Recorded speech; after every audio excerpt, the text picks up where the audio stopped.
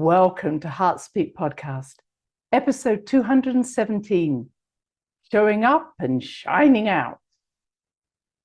Well, hello there, wherever you are in the world, you are welcome. It's always good to be with you. And I hope you're noticing the shift in energy. Thankfully, we're moving away from that scorpionic, deep energy. I love Scorpio, but I think we've had enough of that deep emotional energy. And moving into Sagittarius, a much more transpersonal energy, a fire sign. And we have the Sun, Venus, Mercury, all in Sagittarius. And along with that, we also have Jupiter, which is the ruler of Sagittarius, now becoming direct in Pisces. And on December the 21st, a very important date in terms of the solstice, it moves into Aries. So as I spoke about last time, Jupiter is picking up all those dreams and now moving them forward, fermenting and fertilizing those dreams so that by December the 21st, we should see some really gorgeous movement forward. Action takes place. So be aware of that in your own life. What's stirring now? What's going to happen over these next few weeks? And be aware that you're picking up something that's very new. So it may be that you're really still sifting through old ideas and saying, well, I don't think that's the direction I'm going to go in. Or you thought that you were going to do something and now you're not so passionate about it and something else is emerging. So just be aware of your dreams, how things are changing, how you may be more frustrated with something or more passionate about something, and allow that fermentation, that fertilization to be taking place. It's an exciting time. And at the same time, it's not all totally quiet because a lot was said and done over the last 3 months, and that has to be healed. When I look at some of the damage that's been done to people, either by harsh words or not having any voice or being dismissed, this is not a good way to be treating each other. And that might be just between you and your family and friends, or it may be what you're feeling generally. And this idea of having a voice is going to become stronger and stronger over the next few weeks and months. And a lot of healing is going on because we're going to see Mercury and Venus trining Chiron, which is in Aries. And we're also going to see some more passionate desires to come to the truth, because that's what Sagittarius is all about. Sagittarius, that centaur with this arrow pointing in a direction, is saying we need to have that arrow pointing towards a direction that brings justice and fairness and honesty. Because any of you who have Sagittarian energy will know how important that is in your life. I want to be honest. I don't like people lying to me. And I feel that we've been going through a time where someone may not say they're lying, and we won't use that word misinformation, but much more about distraction, distortion of a truth, delusion. And now when Sagittarians are around this fire sign, it's like the mist is clearing. And it's not about judgment, it's about truth. Just tell me the truth. I can deal with that. So tell me who you are. And I feel that that's going to become more and more open, and we're seeing that. And for those of us who are able to see beyond the veils of information that is put out to kind of delude us and illusions, and to say, okay, this is what you're doing. If you're needing to keep something secret, it can't be good. If I'm having to hold a secret and not share it, it must be I'm already doing something that I don't think you'd want to hear, or maybe anybody else would want to hear. So if I can't share my truth with you, then I need to ask myself, am I doing something dishonest? Am I doing something that I'm going to be judged for? So this is a time why I wanted to say showing up and shining out is we all need to be showing up. We need to find that way that is saying, what am I hiding of myself? Where am I not being true to myself? Not to anybody else, just to ourselves. What lies am I telling myself? And so Sagittarius is really demanding that we speak our truth, not only to others, but to ourselves. And this brings me round to my joy of working with astrology. And just want to say that I have 2 Let's Talk astrology seminars coming up next week and the following week. And you're very welcome to go onto my website to find those dates and more information. But I say that because I have always tried to find ways to understand myself. I have done everything. I have looked at astrology, numerology, the way I speak, the color of my eyes.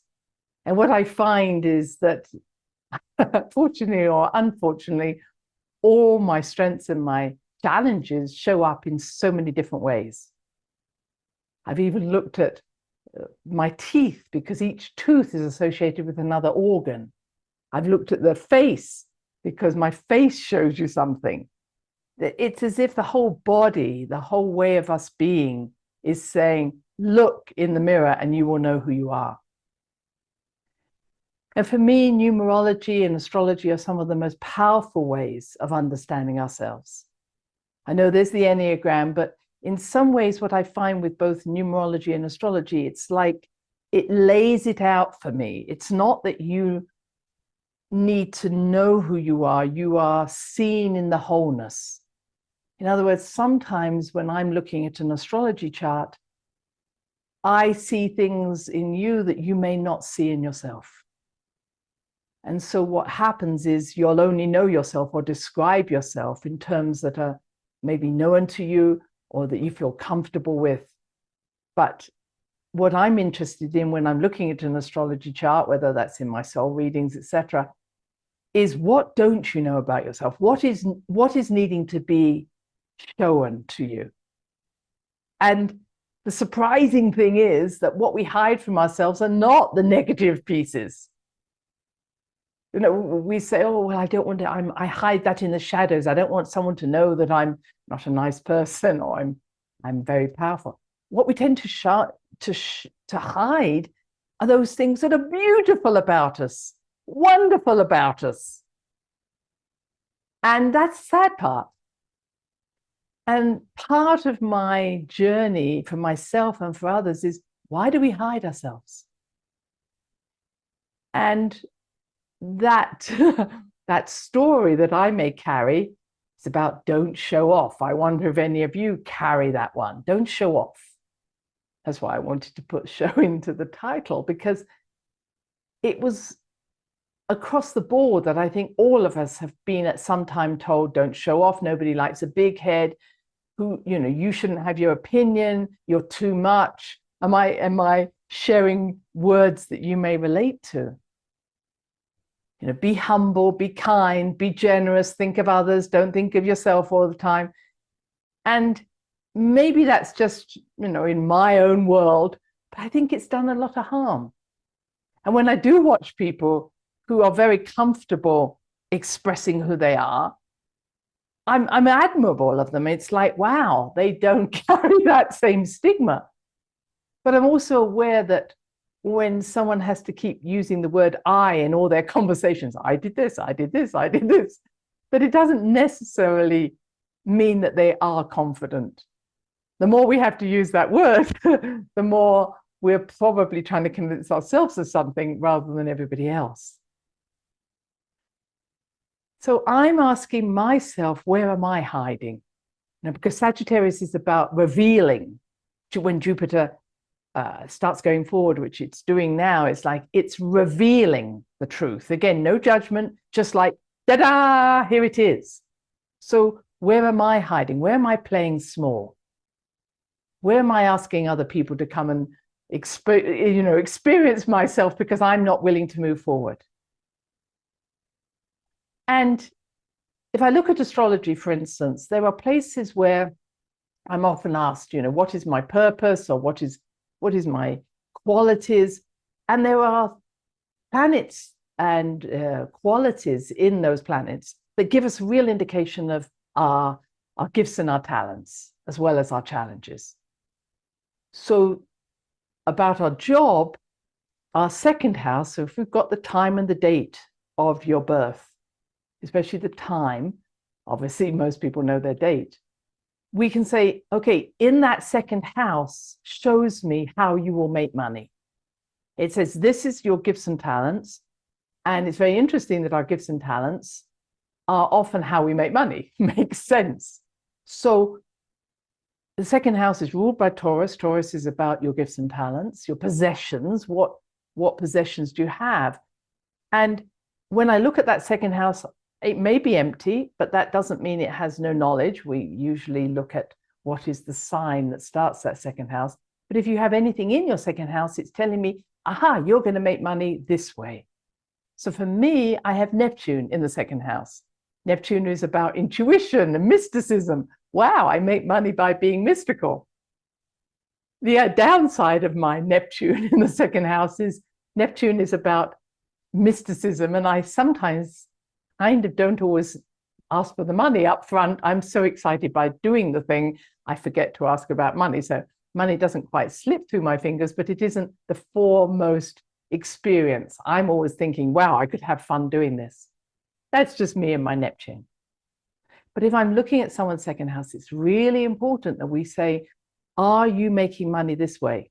So if you've got Scorpio in your second house, are you making money by being a shaman, a psychologist, working with sexual energy, dancing, drumming? If not, there's something not working for you there. Or you might be working in prisons or with those that are dying. All these are scorpionic qualities, bringing about transformation or being present in transformation. And then the other place we look to is the midheaven. Now, I think the midheavens is really interesting because the midheaven is what is your authority? How are you showing your authority in the world, your experience? How are you an expert? And the midheaven really is our career in the best way. Even if you say, well, I don't have a career, I'm working from home, or I'm working in other ways, but it is, what is your reputation? You know, what am I brilliant at? So my midheaven is Gemini. So speaking, writing, teaching. Fortunately, I'm living my midheaven. And so I'm very aware when I'm talking to someone or looking at their chart, and again, it does rely on me knowing your time. Are you living your midheaven? And if you're not, then we've got serious problems. So the midheaven, let's say, is Taurus. Taurus is about food, finance, structure, nature, touch, taste, all of those wonderful qualities, sound. So if someone's not working any of those fields when they've got a Taurus midheaven, then we need to again suggest that you may look at changing your job. And the other real decider is Venus. Venus in a beautiful way is, what do I love doing? So wherever your Venus is, I love whatever. Venus in Gemini, I love reading. Venus in Sag, I love traveling. And again, it's like, are you doing this? So astrology to me doesn't necessarily, you've got to do those, or this even has a prediction. I'm not particularly into predicting something, but I am saying something's turning up. And as I'm talking about astrology every week, and I talk about all the shifts or the transits that are taking place, that's happening to our own charts. So when something moves across what was there in what we call our natal chart at the time of our birth, it stimulates something. So when something goes over one of our planets in our natal chart, something moves, something changes, or something's being stimulated. And you know, the question is, are we actually receptive to that change, or do we resist it? And then if you want to say, well, where are my challenges? My challenges are in my Chiron. Chiron is, where am I wounded? Everybody has a Chiron. So where am I wounded is, I'm wounded in this place. So if I'm Chiron in Aries, I know is happening at this moment, is, am I wounded in starting up new experiences myself? My innovation, and I've often talked about Chiron and Aries, often looking for someone else to do it with you, needing some support, which is absolutely fine. But Chiron is also about not only where am I wounded, but where am I healing? And then where can I heal others? And so many healers find themselves developing their own healing gifts because of how they wish to help others. And the other one that we all look at is Saturn. Saturn is where am I limited? But it's also where am I learning and where am I going to teach? So Saturn is also a great place to look and say, what am I teaching someone? But we can only teach from our own experience of moving beyond that limitation. And this is why I find astrology so fascinating. I do the same with numerology in a very simple way of just, because I can do it just very quickly, of looking at, if I add up all your numbers, what do those numbers mean? And are you doing it? So if when you add up all your numbers and you bring it down to a single digit, and maybe your single digit is a 1, it's about being a leader. Are you leading? Oh no, I hate leading. I'm in the background. Or a number 3, are you creative? Are you an architect? Are you thinking? Yes, I am. Number 4, am I just a hard worker? Yes, you are. So those numbers really help us to say, not you should be doing that, but it gives us this idea of what we call an action number. Am I living my truth? And my astrology is saying the same. Am I loving and living my truth? And this is a time for doing that. And when I work with someone and look at someone, I might find that they're on the edge of that, but they may be making excuses, and we all do that. And it's important for us to recognize this dear throat chakra jumping in and saying, oh, I couldn't do that. And I've heard that a million times. I have nothing to share. I'm nobody. Everybody else is already saying this. Nobody would understand me. What have I got that's different? I couldn't explain it. Whatever. And we've all got our little challenges.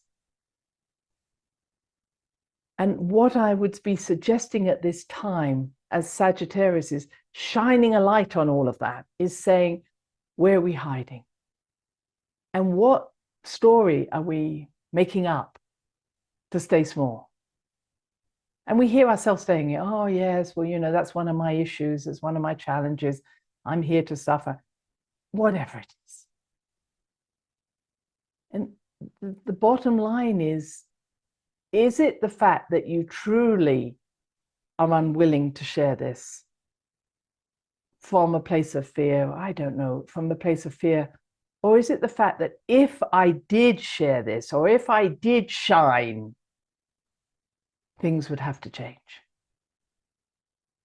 And that's what I feel that's happening now. There is such a change in our beingness. As you've heard me say, we're all being upgraded, rewired, and many of us are experiencing that, whether, you know, through physical or emotional symptoms or sleep disturbance. But as our DNA is awakening, as each of us has that unique combination of DNA, each of us has this amazingly unique combination that's like nobody else, there is no more time to hide. If we care about moving forward as a species, then it is so essential for each of us to acknowledge our gifts, to manifest our gifts, and to lay that piece of the jigsaw down to make the wholeness that we need at this time. And I'm feeling that it isn't anybody else stopping us doing that, except for sometimes those old messages about not showing off or not being a big head or who do you think you are? And I'm wanting us all to be able to say, I know who I am. And I am ready to put my piece of the jigsaw down. And I don't need anybody else's approval. I don't need you to acknowledge I've done it. I want to be able to say, I did my piece. I showed up. I am no longer hiding. And that is a very different energy than going against something. I have no problem with other people showing up in their unique ways, but it doesn't define how I show up and what I want to express. And if we have trouble knowing what those challenges are or those gifts are, then, as I say, astrology can help us. But perhaps we know more than we let on. I really encourage all of us to write down six of our major gifts, 6 of our major talents. In other words, what do you find easy? What do you find easy? And it's so easy that you just take it for granted. Oh, I have no problem with that. And what do you find easy that is a bit quirky, but it's again easy? For instance, I've always been able to read energy. I take it for granted. But I realize that everybody else isn't like me. But that doesn't make me wrong. It just makes me understand that that's one of my gifts. What is it that you may do psychically that is unique? Do you feel energy? Do you see auras? Do you have those experiences where synchronicities easily happen for you? Do you have times where you think of something and it happens? Are you a magician? Do you find writing easy? Do you find drawing easy? Do you like dancing? What is that expression of that self that comes through? How does it come through? Do you like tidying up? Do you like cleaning a house? What is it? And you might say they're strange, but they're all part of you. You know, a Virgo may notice something that the picture isn't straight, but it's not because they're just a hypercritical individual. They are very observant about what brings balance, what brings harmony, similar to a Libra. So I ask you to become more aware of what you psychically, intuitively know. Do you know that you have a connection to the star beings? Do you have a connection to your guides? Do you feel things? Do you feel their presence? Do you have dreams that are unique? Because I'm aware of how often we dismiss these magical experiences. Sometimes we have to go back into our childhood and say, you know, you're right. When I was a child, I used to have a special friend. I used to write things. I used to be able to see fairies. And then someone shut me down. What is it that's unique about you? And you may say to me, none of that. I'm not psychic at all. Okay, so what is unique about you? What is it that you do so naturally that you don't even give yourself the celebratory pat on the back? This is a time for really showing off. This is a time for saying, nobody does this quite like me. This is a time to shine. No excuses. Go and buy yourself that little star you can put on your chest and say, I did it. It is time. And as we literally embody the gifts of our star beingness, because everybody is a star being, the more energy comes into us. When we block it or dismiss it, the energy stops.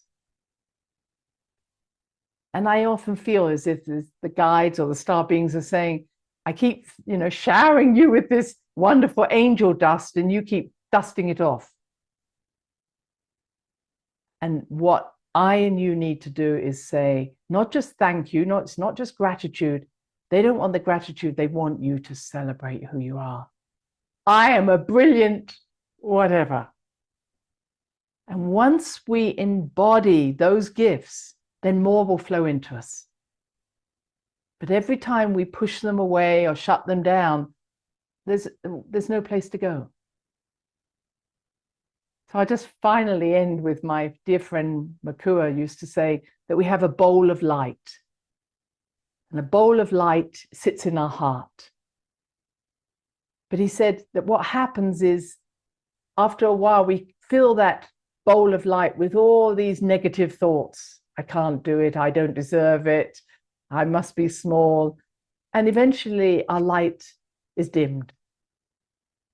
And we feel dimmed. Because it's not that that bowl of light is just about loving everybody, but the bowl of light connects us to all that we are. And so perhaps, having listened to this podcast, you might take a bowl and fill it with a lot of soil or leaves or whatever you want to fill it with, and just imagine that that's how heavy that is. And then maybe tip it out and feel how light your heart is. Feel how light that bowl is. And feel your heart shine when it's not covered by the dross of our smallness, but full of our bigness, our fullness. And say, nobody's going to put my light out again. I'm here to shine. Until next time, bye-bye. Thanks for listening to the HeartSpeak podcast with Dr. Christine Page. Please check out all HeartSpeak episodes in the podcast archive section on www.christinepage.com. HeartSpeak is also available on iTunes, Spotify, Google Podcasts, Stitcher Radio, and now playing on Amazon Music and iHeart Radio. You can also watch the archive podcast on Christine's channel on YouTube and now on Rumble. Connect with Christine on Instagram, LinkedIn, and Facebook, including her newest Facebook group, The Great Mother Calling. Do share with family, friends, colleagues. Join us next time for another edition of HeartSpeak.